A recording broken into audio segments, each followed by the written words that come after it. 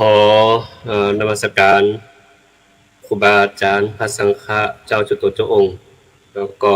ขอเจริญพรบรรดาศรัทธาญาติโยมทุกท่านค่ำคืนนี้ก็เป็นคืนที่วันเสาร์วันอาทิตย์ที่10นะสลับไปนิดหนึ่งสลับไปเพราะแต่ว่านี่เป็นวันเสาร์เนาะแต่วันนี้เป็นวันจิตที่10เมษายนเนาะเมษายนก็ปกตินะครับจะเจอกันทุกวันเสาร์เวลา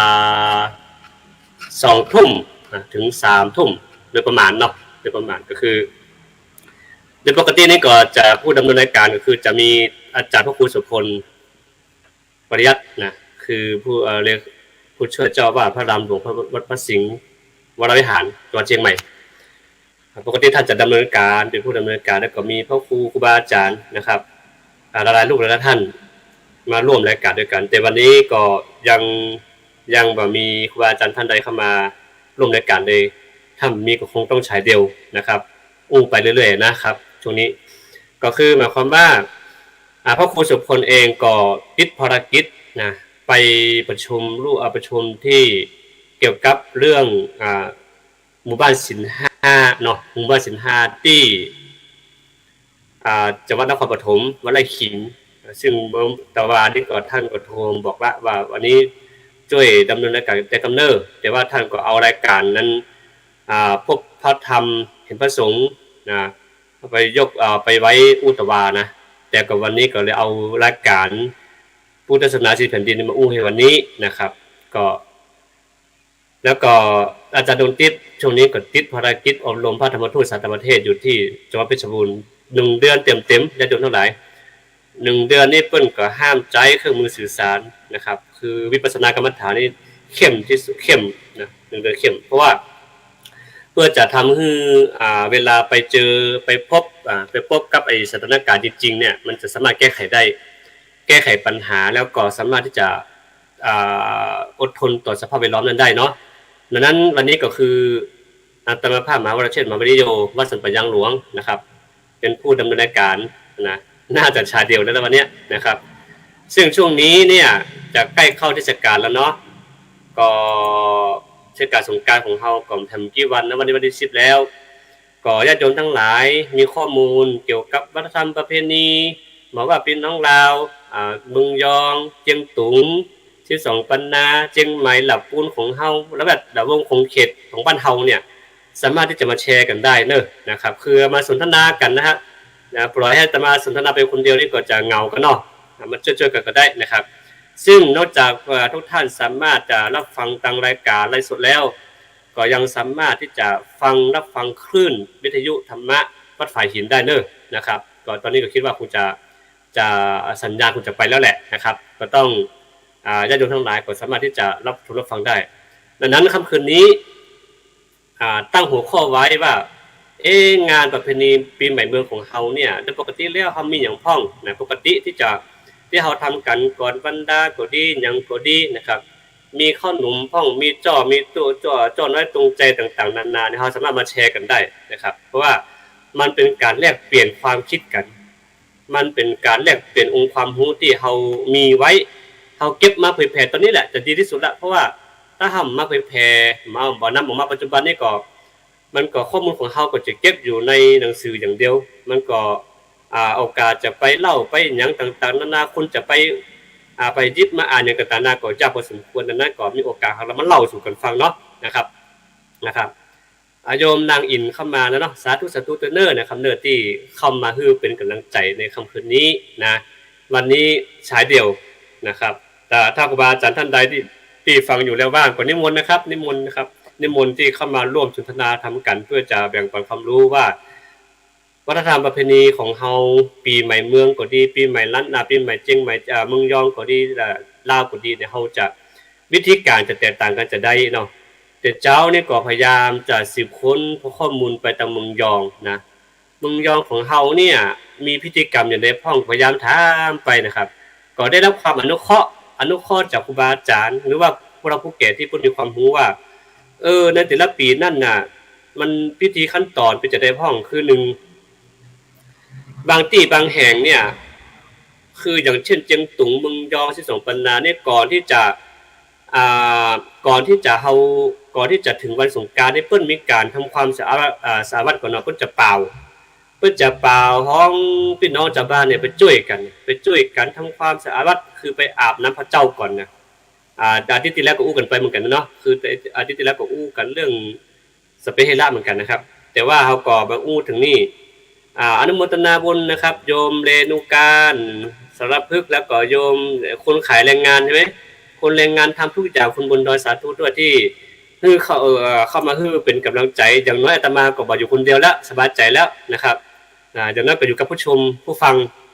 ทั้งบ้านทั้งออนไลน์ทั้งสดออนไลน์นี้นะครับข้อมูลอันใดที่มีก็มาแบ่งปันกันเน้อนะครับเน้อนะครับก็วันนี้อู้ว่าถึงว่าพิธีกรรมอู้ถึงว่าขนมในพิธีกรรม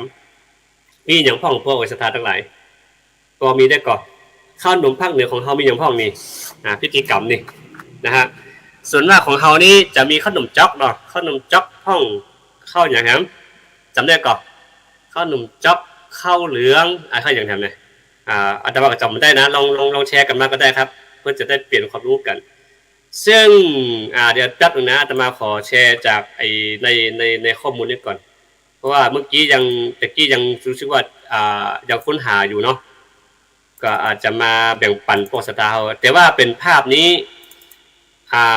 เป็นภาพขนมมุงยองเด้อนะครับเด้อเอามาแบ่งปันพวกสตาร์เฮา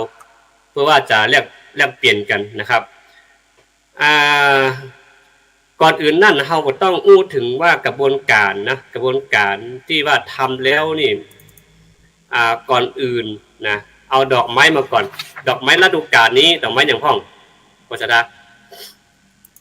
ส่วนมากดอกไม้ปัจจุบันนะฤดูกาลนี่คือที่เมืองยอที่คุ้นเคยคือดอกซ้อดอกซ้อนะดอกซ้อนี่ที่จริงบ้านเฮาก็มีนะบ้านเฮาก็นับแต่ว่าบ่ได้นำมาใช้เป็นประโยชน์สถานทั้งหลายคือบ่ฮู้จักที่จะเอามาทำเป็นขนมแต่ว่าพี่น้องเมืองยองเนี่ยเพิ่นเอามาทำขนมนะครับเอาทำเป็นขนมเพราะว่าเอามาตากแล้วมันหอมนะมันหอมเนี่ยที่จริงแล้วก็คันยังอู้เล่นๆอย่างถ้าเฮาตากแล้วเอาไปชงเป็นน้ำชาน่าจะได้อยู่เพราะว่าสรรพคุณมันหนักเหมือนกันนะเนาะสรรพคุณนี่มันเพิ่นบอกด้วยว่าแก้ร้อนในทำให้อันอย่างต่างๆนานาถ้าญาติโยมสนใจข้อมูลก็ลองไปเสิร์ชในข้อมูลดูเนาะเพราะครั้งแรกก็ค้นมาแล้วแต่ว่าก็ยังไม่ได้เอามาอู้โฆษณาฟังนะครับทีนี้มีโยมพี่เรนูการบอกว่ามีข้าวเกรียบข้าวแตนเนี่ยทางเมืองยองเพิ่นฮ้องข้าวตาวันเหมือนกันเด้อนะครับข้าวตาวันนะคือว่าคือเปิ้นบอกฮู้ว่าจะเอาอย่างใดดีเนาะอันนี้ก็คือว่าเอาธรรมชาติเนี่ยเป็นตัวมาชี้วัดเอาธรรมชาตินี่มาเป็นบ่งบอกว่าตัวเนี้ยสัญลักษณ์ของตัวเนี้ยเป็นธรรมตัวเนี้ยอย่างข้าวบดจุกเนี่ยข้าวบดจุกเนี่ยสถานทั้งหลายสถานลองดูต่อไปนะข้าวบดจุกเนี่ยมันมีอย่างไรคือบดจุกนี่มันจะมีลักษณะนุ่นๆเนาะมันจะมีลักษณะนุ่นๆนะแล้วก็ลักษณะนุ่นๆก็คือเอาธรรมชาตินั่นแหละคือมันถึงว่าคือบ่ฮู้จะเอาอย่างมาเป็นนั่นน่ะนะฮะ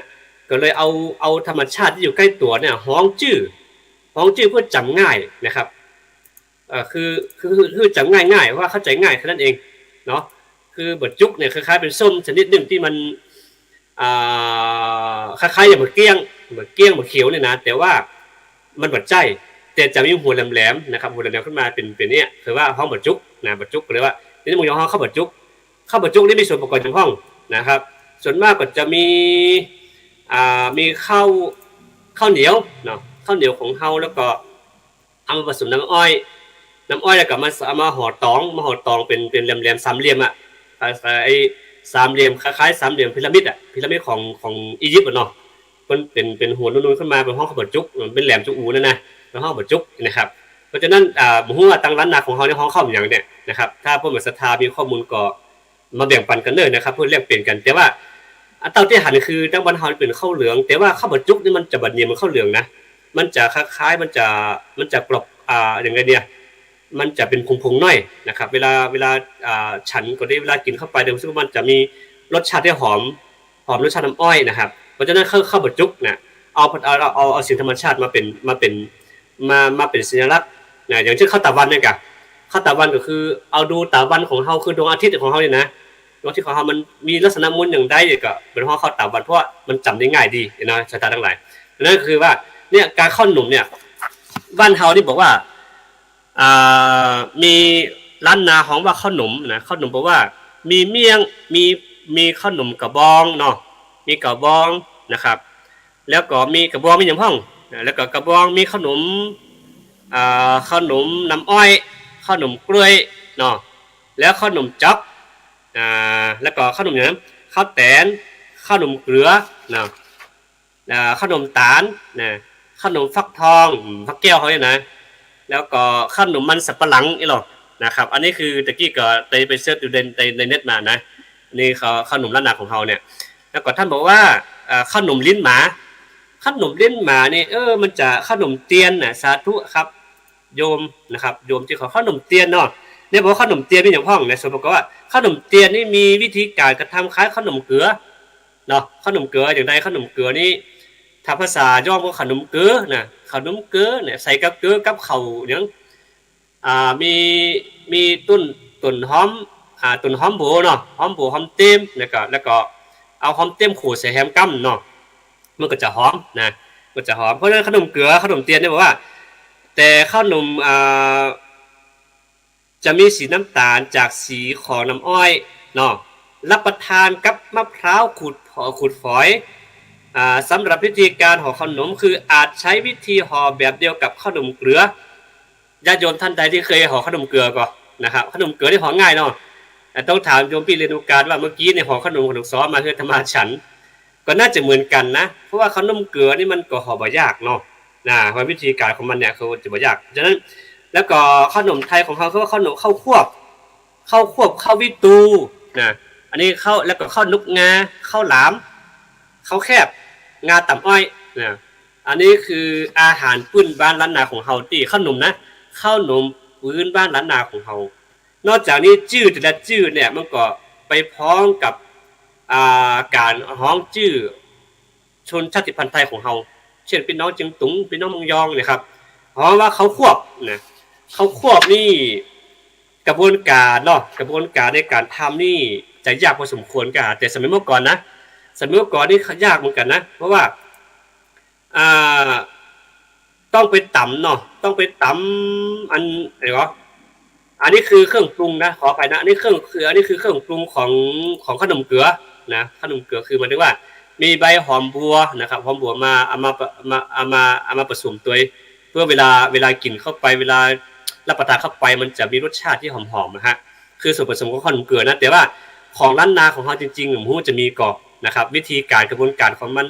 องค์ประกอบของมันเนี่ยจะมีกรอบนะครับแต่ว่าขนมร้านชื่อขนมที่อาตมาเนี่ยคือท่านไม่ได้บอกรายละเอียดว่ากระบวนการทำพิธีอย่างไรมีขั้นตอนการทำคืออย่างไรท่านไม่ได้บอกเลยแต่ว่างานหนึ่งที่อาตมาเขียนไว้ก็คือขนมของพี่น้องชาวไตยองเนี่ยมันจะบ่งบอกถึงกระบวนการของมันอยู่เนาะแต่ว่าส่วนภาพที่อาตมาประกอบก็คือภาพที่อาตมาได้เก็บไว้นานละนะครับก็เพื่อจะเป็นประโยชน์ต่อญาติโยมทั้งหลายที่ฟังอยู่เนี่ยนะครับเพื่อจะอย่างน้อยก็ว่าส่วนอะไรบ้างอันนี้คืออย่างไรคือบ้านทางเมืองยองเป็นห้องข้าวล็อกนาเนาะข้าวล็อกนาเนี่ยครับข้าวล็อกนาคือใส่บะเป้าน้ำอ้อยแล้วก็ข้าวแป้งเนี่ยข้าวแป้งนิดๆหน่อยเพราะฉะนั้นที่อาตมาอุปตะกี้ว่าคุณเมื่อก่อนเนี่ยเปิ้นบ่มีสัญลักษณ์เปิ้นมีอย่างเลยแต่ว่าเปิ้นเอาธรรมชาติใกล้ตัวของเฮาเนี่ยมาฮ้องชื่อข้าวล็อกนานี่มันจะคล้ายๆว่ามันเป็นคันนาเนาะเป็นคันนาไปแล้วเป็นล็อกไปก่อนจะทำให้มันฮ้องง่ายเปรียบเสมือนผ้าจีวรของเฮาสมัยพระอานนท์ทำเนาะไปหันเพราะสมัยพระองค์ท่านเนี่ยเสด็จไปตามทุ่งนาเปิ้นหันทุ่งนาอันเนี้ยคันนาอันเนี้ยมันดูดีดูงามอีเนาะเพื่อก็เอามาแปลงผ้าจีวรของเฮาผ้ากาสาวพัดตรงนี้นะแต่ไตยอกับมันเช่นเดียวกับไตยอคือว่าเอาขนมที่มันใกล้ๆเอานาของเฮาเนี่ยมาเป็น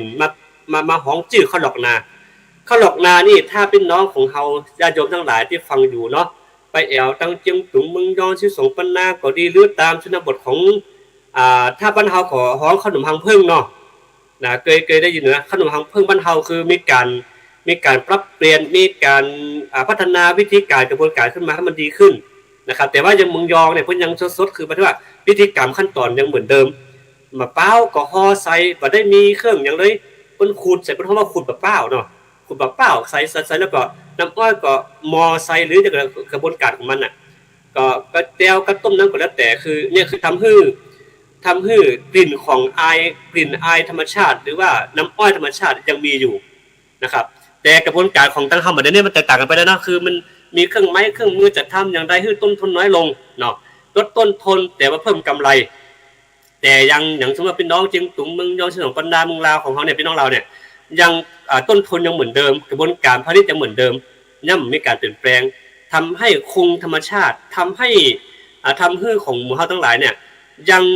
สามารถที่จะปิกไปชิมรสชาติข้าวหลอกนาได้เลยนะครับถ้ามีโอกาสนะตอนนี้ชายแดนจะเปิดถ้าชายแดนเปิดมาเมื่อใดก็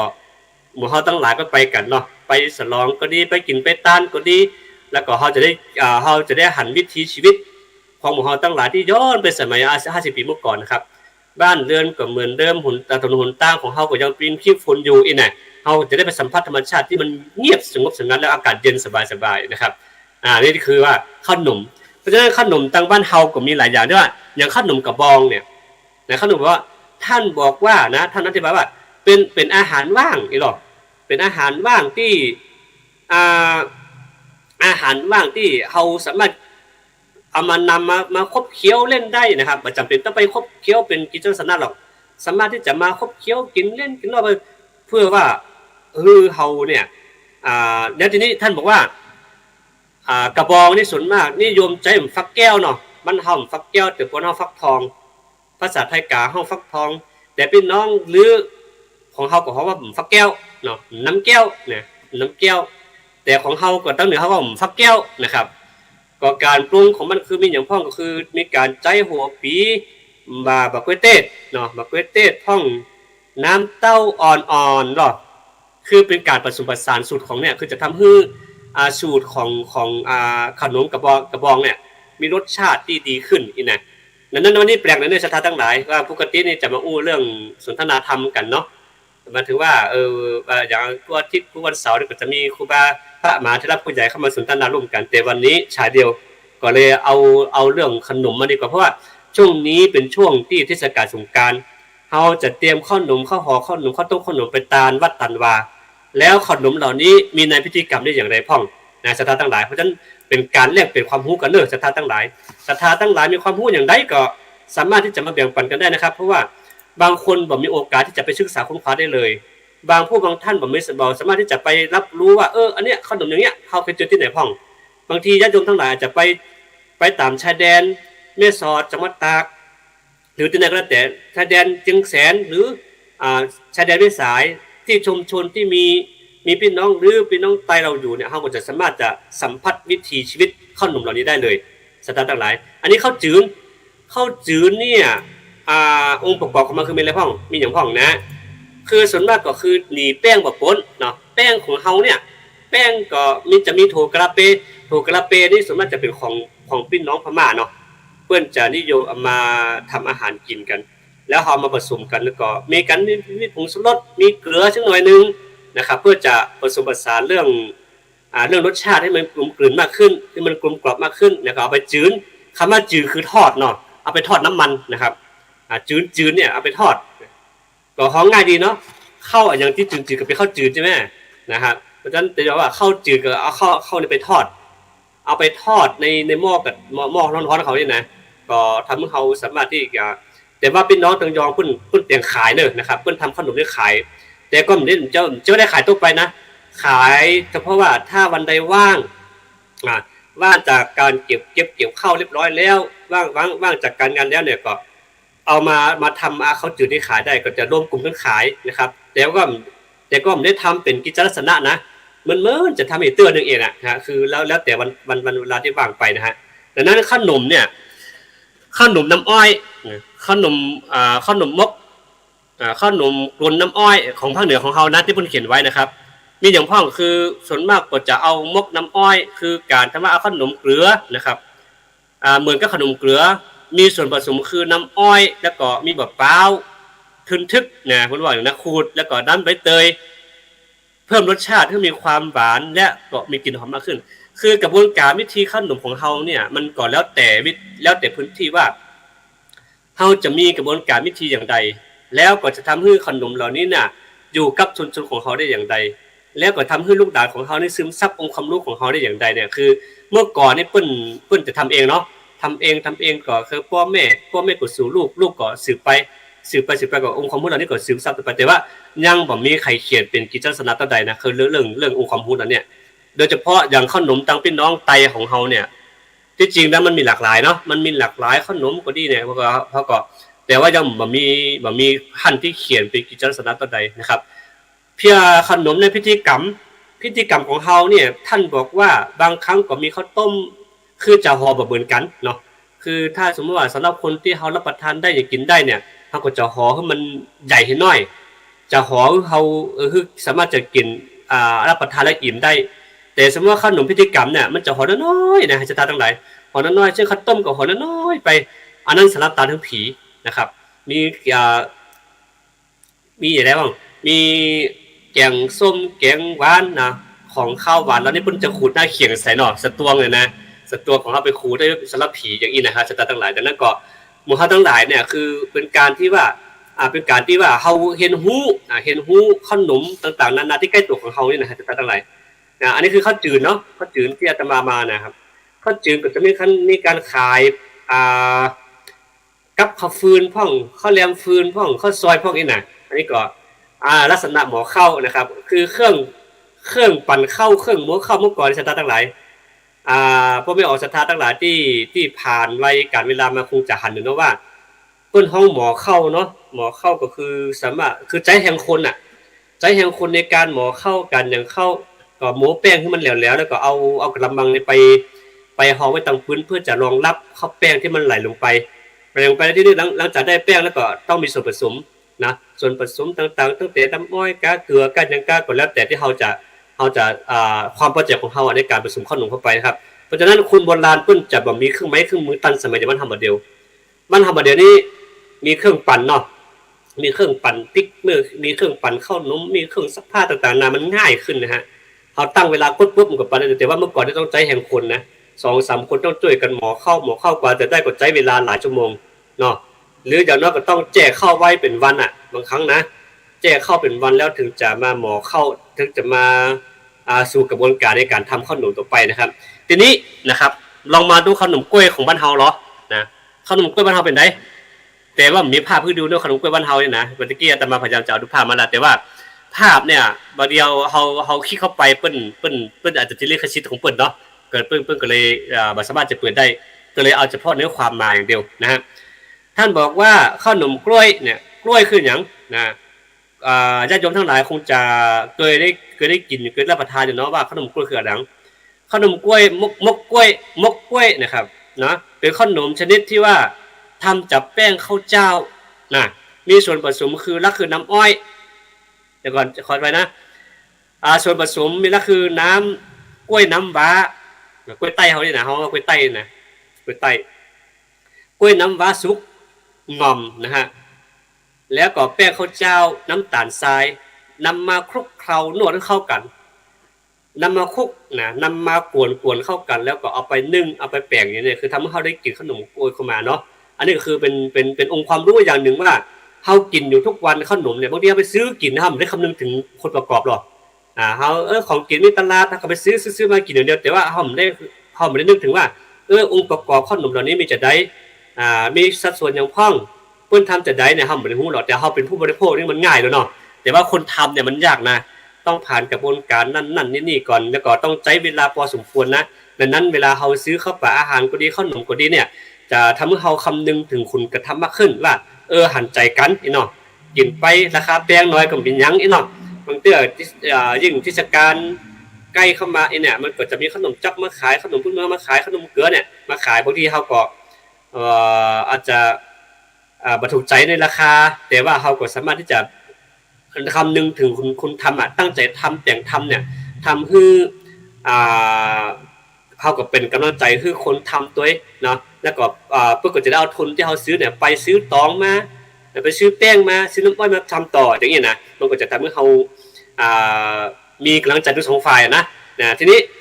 ต่อมาขนมจ๊อกเนาะ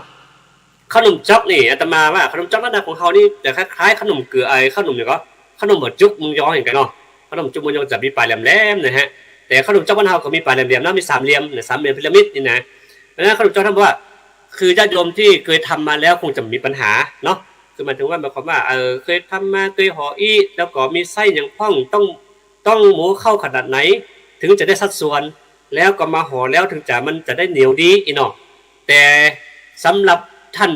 ที่รับประทานอาหารหรือว่าไปซื้อมากินประจำเนี่ยคงจะบ่ฮู้กระบวนการตัวนี้เพราะฉะนั้นอาตมาก็เลยว่าขนมจ๊อกอาหารถึงวันนี้มีกระบวนการอยู่ในพ่องนี่แหละมันเป็นองค์ความรู้ที่เฮาทั้งหลายเนี่ยควรศึกษาไว้เพราะว่าเฮาบ่ศึกษาปุ๊บเนี่ยมันเรื่องใกล้ตัวอย่างที่อาตมาเคยเขียนลงเฟซไปครั้งนึงว่าคนเฮาเนี่ยเวลาอยู่วัฒนธรรมของเฮาจริงๆนะจะบ่สนใจจะลืมเรื่องเล่าจะบ่ใส่ใจเรื่องรายละเอียดว่าขนมเหล่านี้มีอย่างพ่องต้องใช้ตองต้องตากแดดก่อ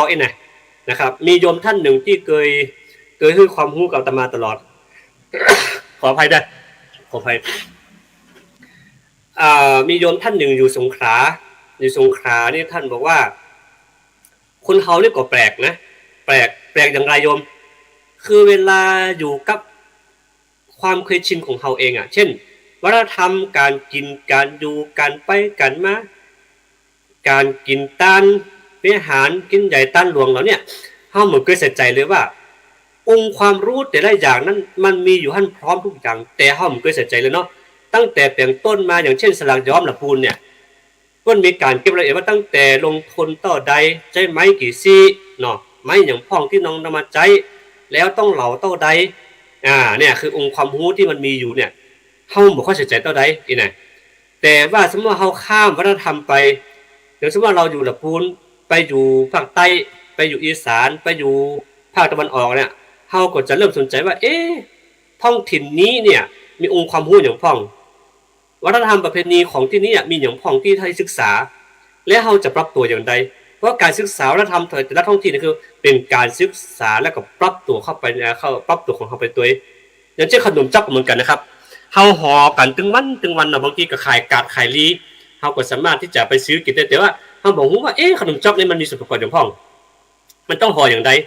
นะครับแล้วทีนี้ลองเปรียบเทียบเรื่องข้าวต้มข้าวควายมุงยองก็เช่นเดียวกันญาติโยมทั้งหลายเดี๋ยวมาดูนะคืออาตมาเคยหันบ่อยๆแต่ว่าเฮาบ่เคยรู้ว่ามันห่ออย่างใดนะครับมันห่ออย่างใดเพราะฉะนั้นการที่เฮาเรียนรู้เนี่ยมันเป็นเรื่องความรู้นะมันเป็นเรื่องละเอียดอ่อนนะศิษย์ทั้งหลายนะเดี๋ยวแป๊บนึงนะอาตมาหาภาพข้าวต้มข้าวควายก่อนแล้วผมมินิเหตุการณ์นะครับสงสัยมินินะครับคืออย่างเช่นขนมนี่เนาะ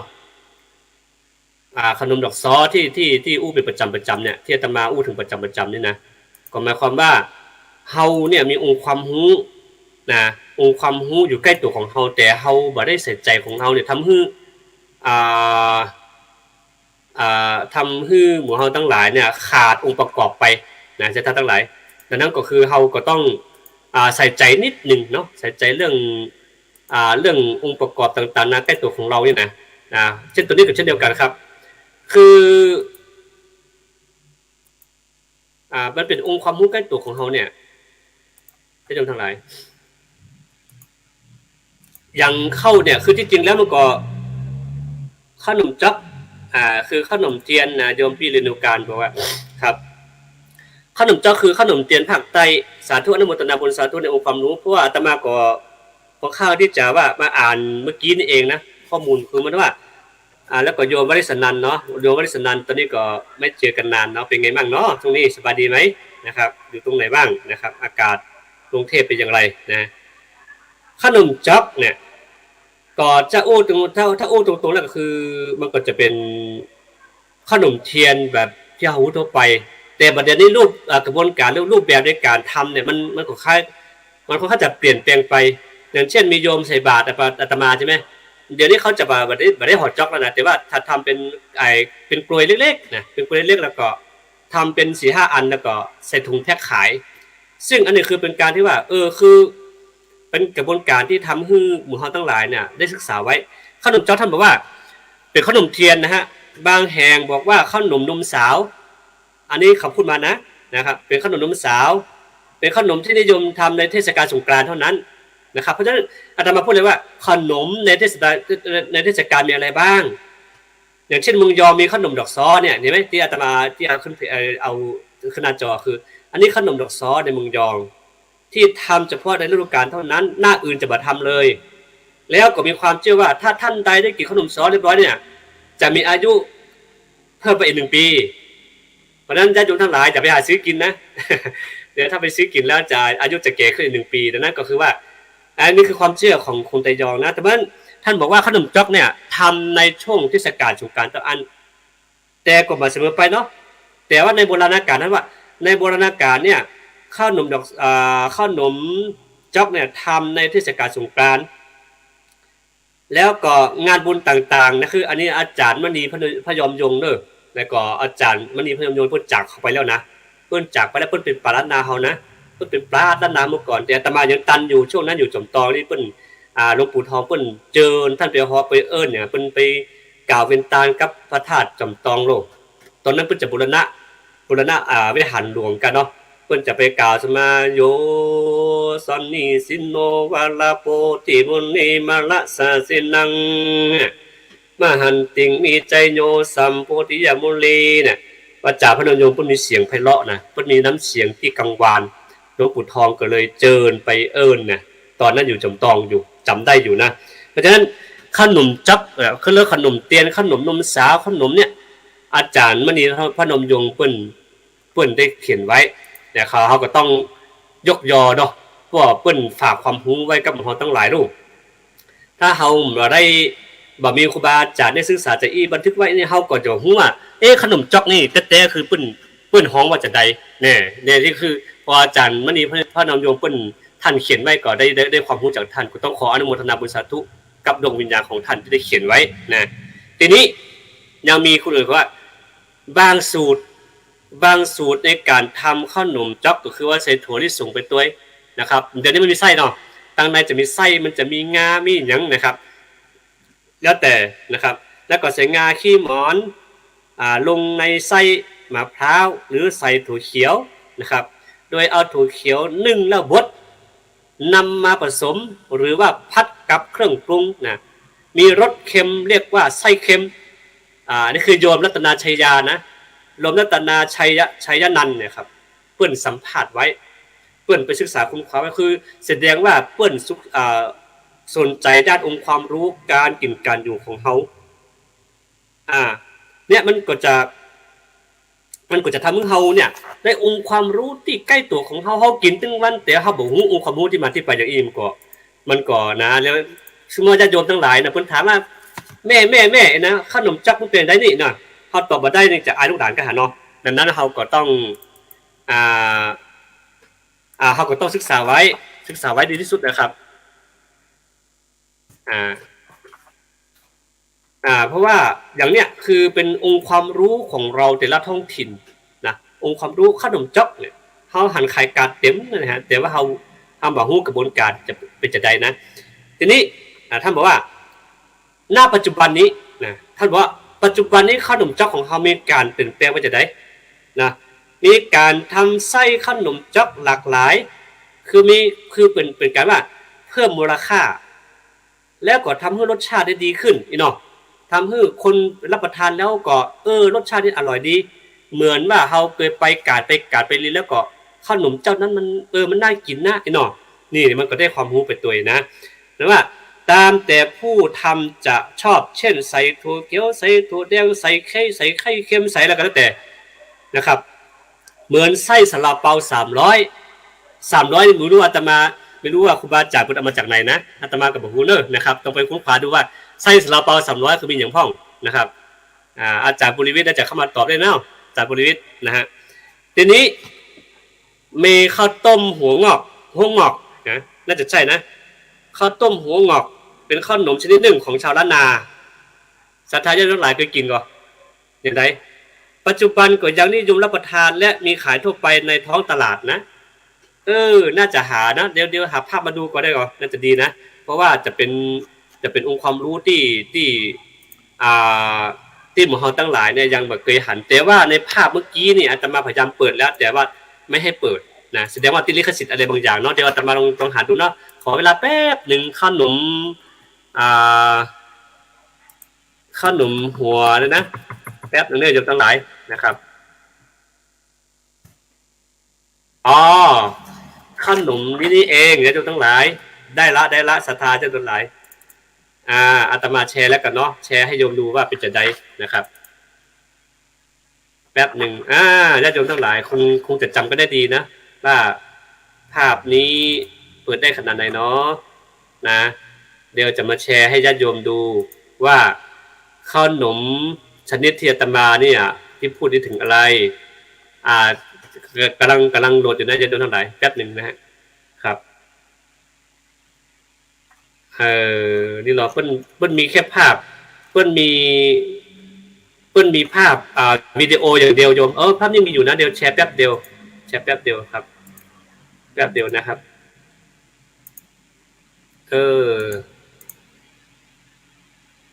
แป๊บหนึ่ง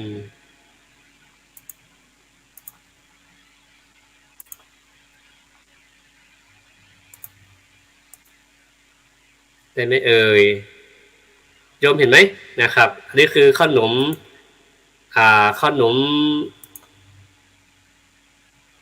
นี่เห็นไหมขออภัยเนื่องเพราะมีภาพที่อื่นติดมาด้วยนะครับเพราะว่าตัวนี้คือขนมที่อาตมาพูดเมื่อกี้นะครับก็คงจะเป็นขนมพื้นบ้านล้านนาของเราเนาะที่ว่ามีมะพร้าวมีกล้วยมีหยังนี่นะก็สามารถที่จะไปซื้อท้องตลาดได้กินได้เลยนะเพราะว่าสูตรเข้าการทำข้าวต้มหัวเนี่ยขนมไทยโบราณของชาวล้านนานะครับก็ทำให้เราถ้าเราบอกค้นคว้าศึกษามันก็จะห่างหายไปจากเราทั้งหลายเนาะนะครับนี่แหละญาติทั้งหลายพอดีมีอาจารย์บางท่านจะพยายามจะเข้ามาแต่ว่าเข้าไม่ได้นะครับ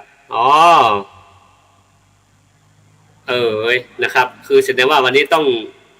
งอู้จนสุดรายการแล้วล่ะญาติทั้งหลายก็คิดว่าอาจารย์ภูริวิทย์จะเข้ามาร่วมรายการมาสนทนากันก็สุดท้ายอาจารย์เข้ามาได้นะก็เป็นยังครับเป็นยังก็โอกาสหน้าแล้วกันเนาะทีนี้นะมาเข้าหนุ่มถึงไหนเข้าแตนเมื่อกี้นี่โยมพี่เรียนดูการบอกว่ามีเข้าเกียบเข้าแตนเนาะโยม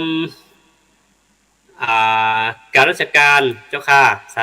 ธุนะครับอนุโมทนาบุญสาธุด้วยนะที่มาเข้ามาให้กำลังใจสำหรับค่ำคืนนี้นะครับข้าวแตนก็บ่ยากเนาะข้าวแตนคือวิธีกระบวนการของการทำก็บ่ยากนะครับก็ส่วนมากจะเป็น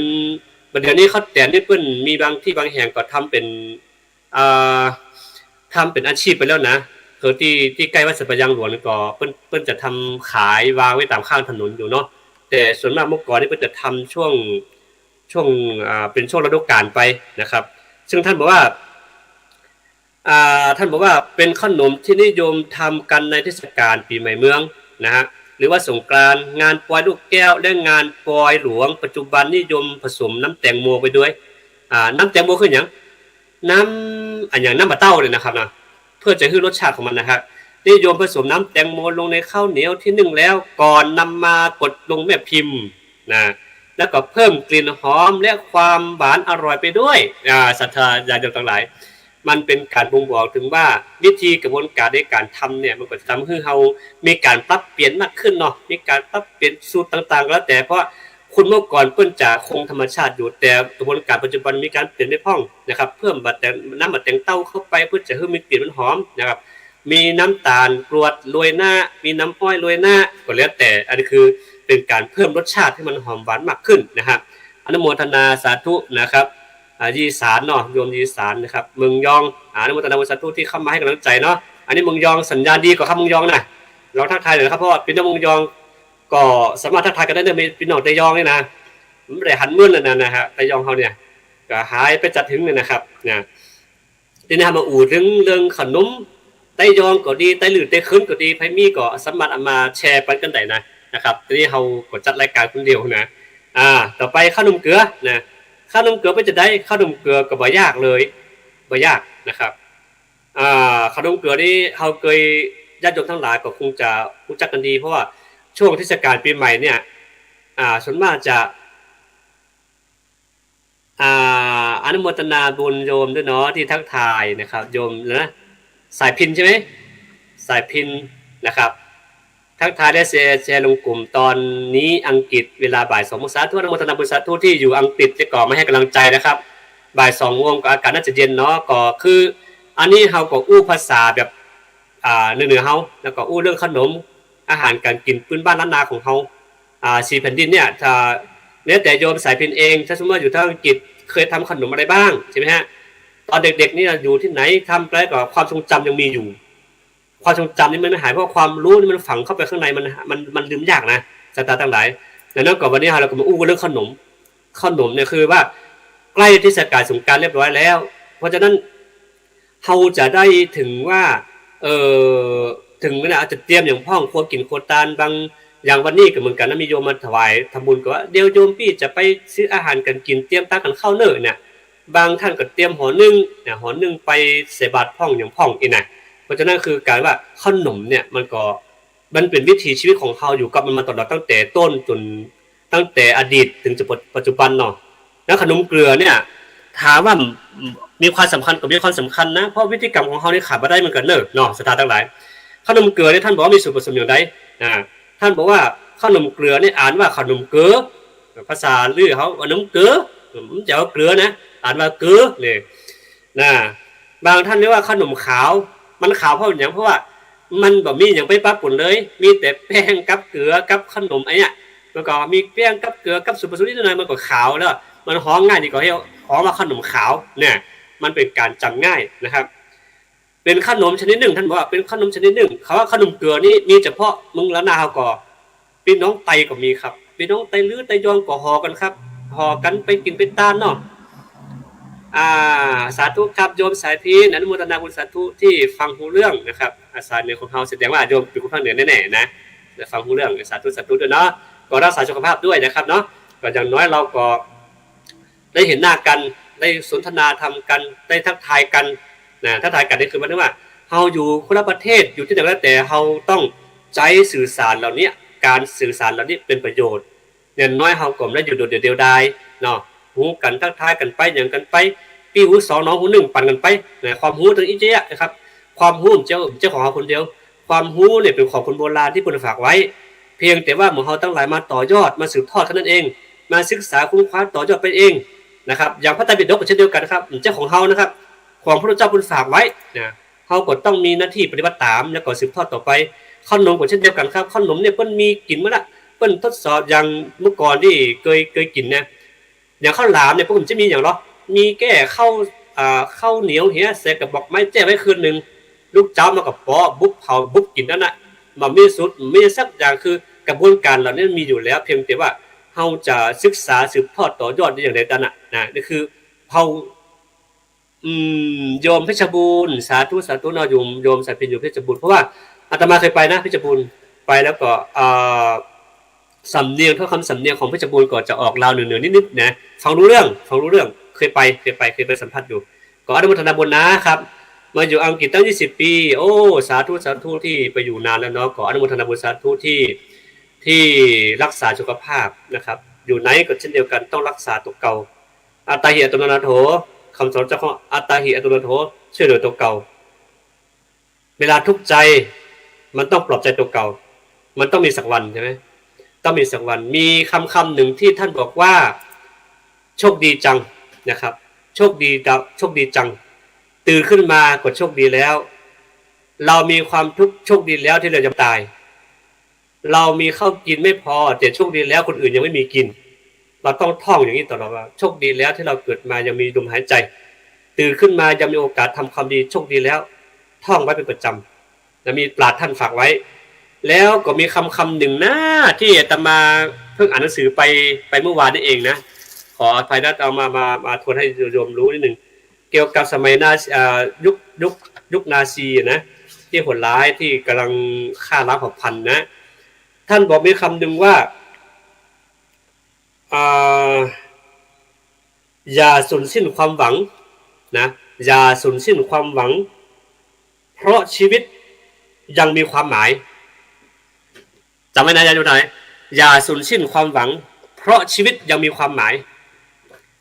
คำนี้คือกินใจฟังแล้วมันกินใจกินอกกินใจสามารถที่จะนำมาเป็นการประยุกต์ใช้ชีวิตของเราได้เลยว่าอย่าสูญสิ้นความหวังนะเพราะว่าชีวิตของคนเรายังมีความหมายตื่นขึ้นมาก็มีความหมายและมีโยมท่านหนึ่งถามอาตมาด้วยว่าท่านมีอะไรมีความหมายไหมในตัวท่านมีความหมายไหมอาตมาว่าในเมื่ออาตมาตื่นมานั่นแหละคือความหมายของชีวิตของอาตมาตื่นมาปุ๊บนั้นน่ะชีวิตของเรามีความหมายถ้าไม่ตื่นมาปุ๊บชีวิตของเราหมดความหมายไม่ก่อนญาติโยมลองฟังดูนะตื่นมาเมื่อไหร่มีความหมายเมื่อนั้นตายเมื่อไหร่ชีวิตของเรา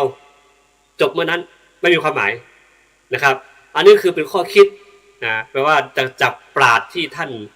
ประสบการณ์มาด้วยตัวเองคือบางทีบางอย่างชีวิตของเรานี่อย่างโยมถูกต้องครับสติตัวสำคัญที่สุดขโยมสายพินตัวสติเนี่ยต้องไตร่ตรองที่สุดเวลาจะทำอะไรคิดก่อนทำเวลาจะพูดอะไรคิดก่อนพูดไตร่ตรองก่อนคิดหนอก่อนก็ได้คิดหนอ3 ครั้งไม่หาย10 ครั้งก็ยิ่งดีจะทำอะไรแล้วคิดแล้วทำหนอ3-4 ครั้งไม่หาย20 ครั้งยิ่งดีมันจะช่วยให้เราทบทวนองค์ความรู้ทบทวนความผิดพลาดของเราได้ดีขึ้นแล้วก็ทำให้เรารู้ตัวมากขึ้นว่าจะทำอะไรนี่แหละคือสติอยู่ไหนให้มีสติไม่ว่าจะอยู่ต่างประเทศอยู่ในไทยอยู่ในแล้วแต่ต้องมีสติอยู่ยานอวกาศเป็นนักกีฬาอะไรแต่ต้องมีสติคือตัวช่วยทำให้เราทั้งหลายรอดพ้นความเป็นความตายได้เหมือนกันนะในสถานทั้งหลายดังนั้นก็อนุโมทนาบุญสาธุกับโยมสายพินด้วยที่เข้ามาแลกเปลี่ยนความคิดกันนะครับคือเนื่องจากว่าวันนี้เราสนทนาแบบกันเองนะคือขนมนะครับขนมเกลือยังไม่จบสักทีนะจะจบละขนมเกลือทำจากอะไรนะท่านบอกว่าทำจากแป้งข้าวนะครับจากแป้งข้าวส่วนผสมหลักๆมีแป้งและเกลือนะมีแป้งและเกลือนะถ้าชอบหวานก็ใส่น้ำตาลให้น้อยนะแต่มึงยอมบอกว่าเกลือทรายนะเกลือหวานเนาะแต่มึงยอมบอกว่าเกลือหวานนะครับแล้วก็ถ้าชอบกะทิน้ำเปล่าเลยนะก็ใส่กะทิไปนะครับแล้วก็หรืออาจจะโรยงาดำไปด้วยนะงาดำมีคำพูดว่าขนมเก๋อเบื่อเบาอันนี้คือคำเปรียบเทียบนะมีคำเปรียบเทียบหมอทั้งหลายได้จะว่าขนมเก๋อเบื่อเบาเป็นคำพูดเชิงหยอกล้อนะฮะหากไม่ชอบหนุ่มคือหมายความว่าหญิงสาวท่านใดที่บ่ชอบหรือว่าไม่ชอบผู้ชายคนใดเนี่ยจะเอาขนมเกลือนี่ให้กินนะท่านว่าอย่างนี้นะหมายความว่าขนมเกลือเนี่ยมันไม่มีอะไรเลยนะท่านบอกว่าแล้วก็ท่านบอกว่า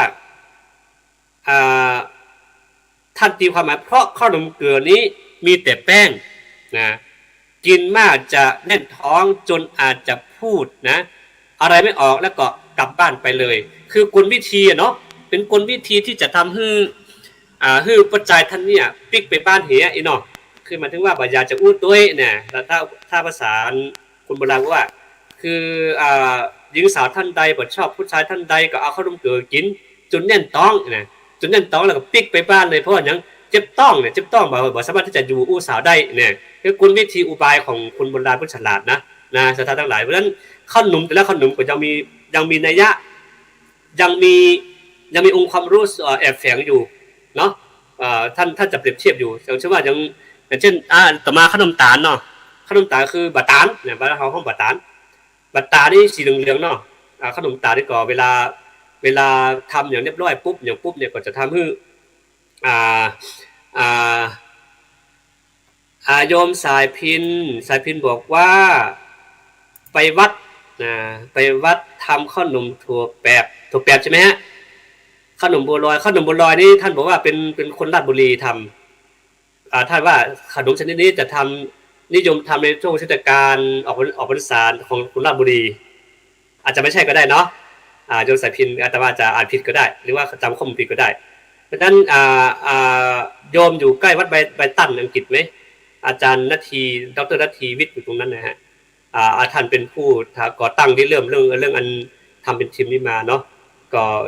เห็นท่านจัดเทศกาลสงกรานต์ไปไม่กี่วันนี้เองนะท่านไปสนทนาธรรมกับพระสาธมิกที่จะใกล้แล้วนั่นฮะก็อาตมาก็ติดตามชมท่านอยู่นะอนุโมทนาสาธุด้วยเนาะก็อย่างน้อยก็ทำขนมก็คือนี่แหละขนมอยู่ในสายเลือดของเราเองเราสามารถทำทานได้ทุกที่แม้แต่อยู่อังกฤษอเมริกาถ้าจากไทยเราไปจากพี่น้องลาวไปจากพี่น้องยองไปจากที่ไหนไปก็แล้วแต่ขนมนี่แหละคือฝังอยู่ในสายเลือดของคนเราเนาะแต่พวกฝรั่งนี่อยู่ดีๆจะมาทำไม่ได้นะอยู่ดีจะมาทำแบบขนมทานเองไม่ได้นะแต่นิสัยพี่น้องไทยเราเนี่ยพี่น้องไทยเราเนี่ยเนี่ยมันจะปลูกฝังถูกปลูกฝังมาตั้งแต่น้อยเนี่ยตั้งแต่พ่อตั้งแต่แม่มาปลาเฮาไปให้ไปนาพ่องปลาไปห่อขนมเกลือพ่องอย่างนี้เนี่ยมันก็จะจำมาตลอดชีวิตของเฮาเองเวลาถึงอยากจะกินมาก็เฮาก็สามารถเอาความรู้เนี่ยเอาความรู้ที่มีตัวของมันมาห่อกินเองเลยนะเมื่อก่อนอาตมาเคยไปเรียนไปฝึกห่อขนมข้าวต้มข้าวปลาที่ไม่สวยซึ่งเฮาก็คิดว่ามันง่ายนะคือมันต้องคดมันต้องเอาตองเอาใบตองนี่มาคดเพื่อเข้าองศาของมันน่ะถึงจะแน่นแล้วก็สามารถจะเอาเข้าของเขาใส่เข้าไปแล้วนึ่งได้น่ะไปฝึกอยู่สักหลายชั่วโมงเหมือนกันเนอะกว่าจะทำได้นะเพราะฉะนั้นไอการห่อข้าวหนุ่มแต่ละอย่างก็ไม่ใช่ว่าง่ายเหมือนกันนะถ้ารู้วิธีองค์พับองศาตองพับตองไปจะได้เนี่ยแล้วตองต้องตากแดดก็ถ้ามันตากแดดปุ๊บเวลาห่อปุ๊บมันจะแตกแล้วเข้าก็มันก็มาได้เวลาเป็นนึ่งมันก็จะออกมาเนี่ยเพราะฉะนั้นวิธีกระบวนการวิธีในการทำแต่ละอย่างเนี่ยทำให้เราต้องเห็นหูไปตัวเนาะทีนี้มาอู้ถึงข้าวหนุ่มตาลต่อนะครับอาจจะเวลาจะใกล้หมดแล้วเลยเวลา6 นาทีนะบัตตาลเนี่ยก็คือท่านบอกว่ามีวิธีการกระบวนการในการทำนะกระบวนการในการทำก็คล้ายๆขนมกล้วยนะคือหมายถึงว่าท่านบอกว่าแต่ว่าเปลี่ยนวิธีจากกล้วยมาเป็นน้ำมาเป็นน้ำข้นน้ำขั้นจากเนื้อผลบัตตาลซุกเนาะผลบัตตาลซุกนี่สตาทั้งหลายขอหอมเนาะหอมเวลาโยมมาใส่บาตรได้แต่ว่ามันเนื้อมันปุดีเนื้อมันฟูดีก็น่ารับประทานนะน่ากินนะเพราะขนมบ้านเฮามันใกล้ตัวของเฮาอย่างมันทำได้ง่ายมันจำเป็นต้องมีอย่างมากมายหรอกแต่ว่าเฮาก็สามารถทำได้แต่ปัจจุบันนี้หากินได้ง่ายคือว่าตามตลาดทั่วไปแต่สามารถไปซื้อได้เลยนี่จะโดนทั้งหลายแต่นั่นก็เฮาทั้งหลายคือเป็นการเห็นหูขนมไปในตัวของเฮานะขนมในพิธีการของเฮาเนี่ยตั้งแต่สงกรานต์เนี่ยมันจะมีอย่างห้องนะครับยิ่งบ้านนอกของเฮาก็ดีตามชนบทของเฮาเนี่ยจะมีพ่อแม่พี่น้องของเฮานี่เปิ้นยังบ่ลืมฮิตลืมหอยเนาะเปิ้นก็ยังจำไว้ว่าวันพุธวันศีลเนอเนี่ยวัน15ค่ำเนอวันหยังวันสงกรานต์เนอปากปีปากเดือนเนี่ยเพิ่นจะเตรียมขนมไว้หมดเนาะพรุ่งนี้จะเป็นปากเดือนก็จะกินแกงมะนุนอีเนาะมันก็จะเตรียมไว้หมดเพิ่นคือคุณเฒ่าแก่ของเฮาเพิ่นจะจำไว้หมดเลยนะฮะแล้วรุ่นหลังของเฮาปัจจุบันนี้เป็นได้เพราะเข้าเซเว่นนะเข้าเซเว่นไปโดยบ่รู้จักวิธีการแล้วนี่แหละเพราะขนมเหล่านี้มันมีขายในเซเว่นเนาะแต่ดูตลาดมีก็ขนมจ๊อกขนมบะตาลขนมฟักทองขนมมันสับปะหลังขนมอย่างเนี้ยขนมมะม่วงขนมลิ้นหมาขนมเตียนเนี่ยขนมแตงไทยขนมข้าวควบเนี่ยในเซเว่นมีนะแต่ว่าวิถีชีวิตของเฮามันอยู่กับที่มันนานก็สามารถไปซื้อกาดซื้อลีซื้ออย่างได้เลยสตาร์ทั้งหลายนะดังนั้นก็คือเฮาเนี่ยเฮาต้องศึกษามันเป็นความรู้ของเฮาเองนะกระบวนการของเนี่ยนะครับทีนี้เข้าวิตูนี่อาตมาก็ยังบ่เคยได้ฮู้ตัวน่ะแต่มาหันข้อมูลตะกี้เนี่ยมันจะได้ดีเนาะนะท่านอธิบายว่าข้าววิตูหรือข้าวเหนียวแดงข้าวเหนียวแดงเนาะข้าวเหนียวแดงนี่เวลามีการมีงานมันก็ท่านบอกว่านำไปตั้งไฟผสมกับน้ำอ้อยนะครับท่านนาทีจัดงานฉลองสงกรานต์ไปแล้วอนุโมทนาบุญสาธุครับโยมสายพินที่ไปร่วมงานเนาะอาทิตย์ที่24นะครับวันนั้นก็อาตมาก็ดูรายการอยู่ว่าท่านสนทนาธรรมกับเพื่อนสัทธมิตรอีก 2-3 รูปเมสเตอร์นะครับเมสเตอร์อยู่เมสเตอร์ก็อนุโมทนาบุญสาธุที่ไปเฟื้อเผื่อแผ่ที่เป็นญาติธรรมให้กำลังใจซึ่งกันและกันต่อไปนะครับการเผยแผ่ธรรมะนี่ก็จะลำพังแต่พระหนุ่มเน้นน้อยอย่างเดียวก็ไม่ไหว ต้องอาศัยอุปสมบทการช่วยกันให้กำลังใจก็จะทำให้น้ำทางคำสอนแล้วก็ทำให้วัฒนธรรมของเรานี่เผยแพร่ไปทุกมุมโลกเราต้องช่วยกันเนาะนะครับสาธุสาธุด้วยนะสาธุโยมสายพินด้วยนะทีนี้เข้าสายพินนี่เข้าวิตูเข้าวิตูเนี่ยท่านจะใช้ตอนไหน